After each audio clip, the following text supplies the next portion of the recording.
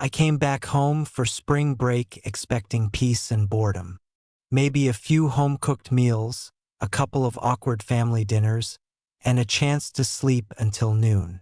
What I didn't expect was Ava. My dad married her about a year ago. I was away at school, so I only met her twice.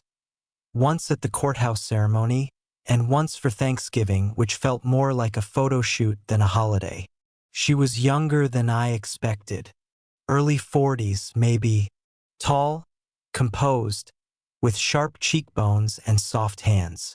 The kind of woman who always seemed like she was hiding a secret behind a slight smile.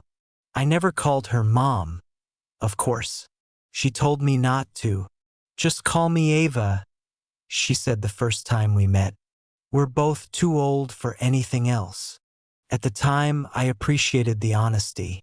But now, lying in bed at 10:37 a.m. and staring at the ceiling of my old room, I felt weirdly aware that she was downstairs, in my kitchen. Probably in that pale robe she always wore in the mornings. Barefoot, calm, moving like the whole house belonged to her now. Which technically, it did. I pulled on a t-shirt and headed down. The smell hit me first. Eggs, bacon, something faintly sweet.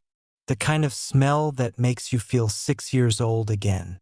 I rounded the corner into the kitchen, half expecting her to ignore me. But she didn't. She stood by the stove, flipping something in a pan. Her hair was pinned up messily, and that familiar robe was loosely tied around her waist. She turned as I entered, raised one eyebrow, and offered a smile. "There he is," she said. "I was beginning to think you'd sleep through the whole week." "Almost did," I muttered, rubbing the back of my neck. She gestured to the table with the spatula. 2 plates were already set. "Sit," she said. "I made this just for you." I blinked. "You didn't have to." "I know I didn't," she cut in. "But I wanted to." I hesitated. She looked at me, her gaze steady, and added, "Besides, I remember how you liked your eggs." I sat down. She brought over a plate, scrambled eggs, crispy bacon, buttered toast, and a sliced banana on the side. The detail caught me off guard. "I didn't think you paid attention," I said. She smirked. "I don't forget things that matter." She slid into the chair across from me, pulling one knee up onto her seat. Her robe shifted slightly, revealing just enough to make me swallow harder than I wanted to. "You grew up," she said suddenly, spearing a piece of fruit from her plate. "Like, all at once." I laughed awkwardly. "It's been a few years." "No," she said, shaking her head. "I mean, it's like you left for college as a boy and came back taller, quieter. There's something else too." "Like what?" She tilted her head, her eyes narrowing. "I don't know. You carry yourself different now. Less noise. More presence." I didn't know how to respond to that, so I looked down and started eating. For a few minutes, we ate in silence, the only sounds coming from the sizzle of the last bits of bacon still in the pan and the soft hum of the fridge. The tension wasn't uncomfortable, but it was there, threading through every glance, every breath.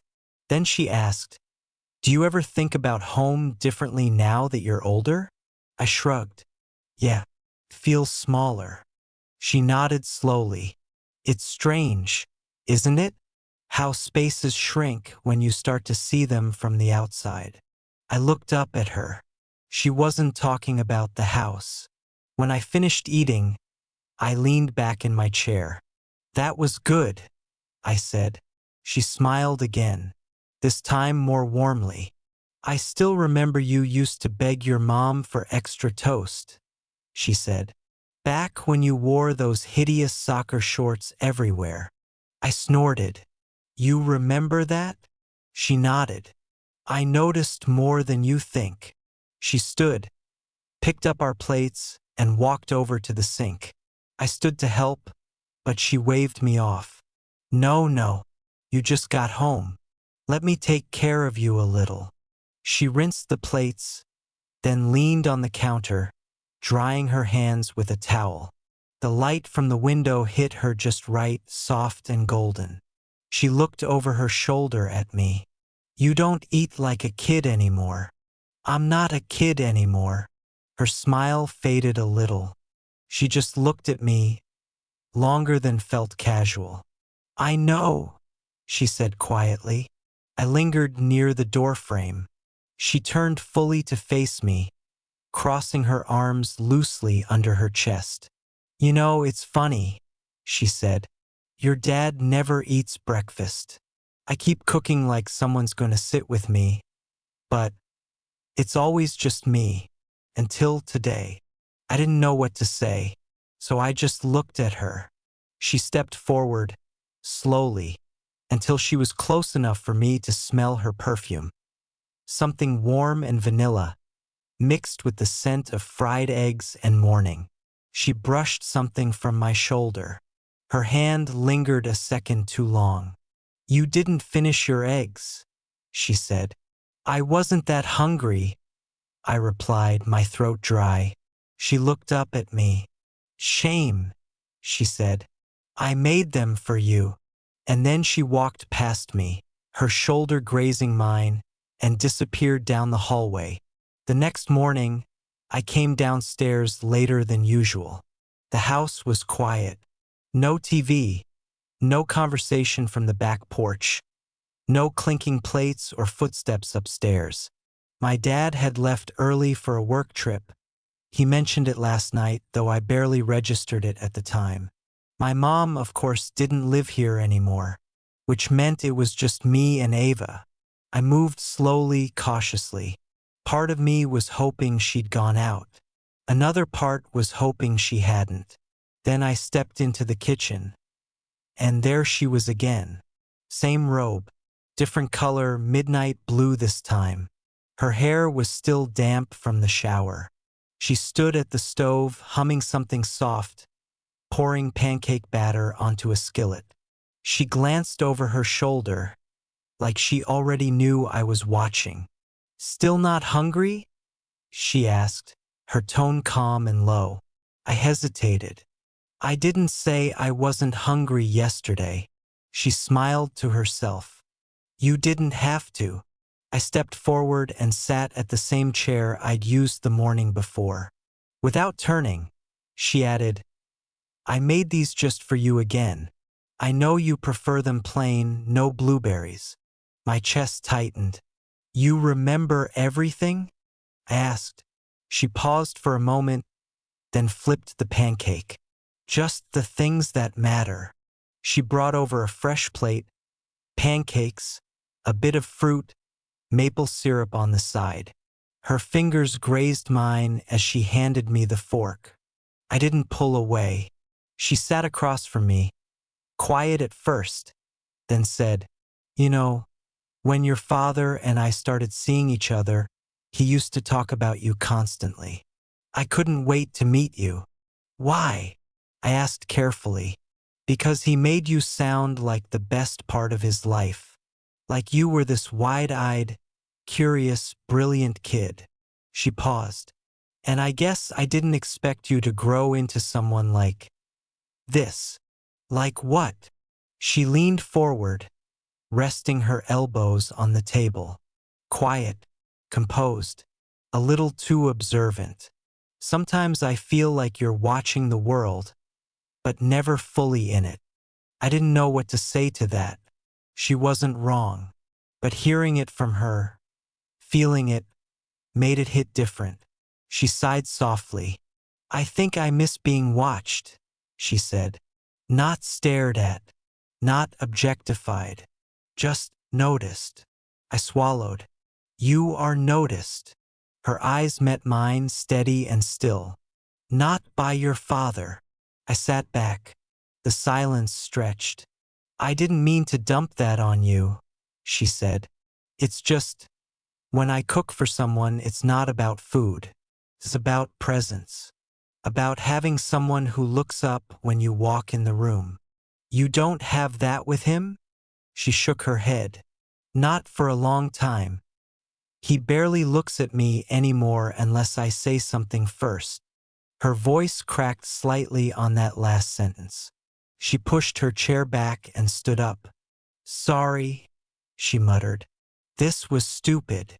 I stood too. It's not. She turned toward the sink, her back to me, hands gripping the counter. I felt something yesterday, she said. In the kitchen. I didn't plan it. It just happened. I stepped closer. So did I. She turned slowly. We stood there inches apart. You're not a kid anymore, she said softly. I know. Her hand lifted, hesitating midair, then landed on my chest, just over my shirt. She looked up at me, eyes searching, not seductive, not manipulative, just a vulnerable. I shouldn't be doing this, she whispered. You're not doing anything. Her hand didn't move, neither did mine. But I want to, she said. We stayed like that for a few seconds. Seconds that felt like entire conversations, like decisions balanced on a thread. Then she stepped back. I can't, she whispered. Not because I don't want to, but because I know myself. If I start this, I won't stop. I nodded slowly. I get it. She blinked fast, gathering herself, then reached behind to untie her apron, tightening the robe as if sealing something back up. Finish your pancakes, she said, forcing a smile. They're still warm. I left the house that evening. Didn't make a big announcement. Just packed, said I had an early morning interview, and hugged her once in the hallway. Her fingers pressed into my back a little harder than they needed to. Thank you, she said quietly, for letting me feel seen. I didn't say anything. I just nodded and left. That was months ago. We haven't talked about it. Dad still sends the occasional check-in text. Ava still posts pictures of food on her Instagram, always 2 portions on the table, even though no one else is in the frame. Sometimes, when I see those photos, I hear her voice again. Sit. I made this just for you. And I wonder if anyone else ever sat in that chair, or if the second plate just stayed full.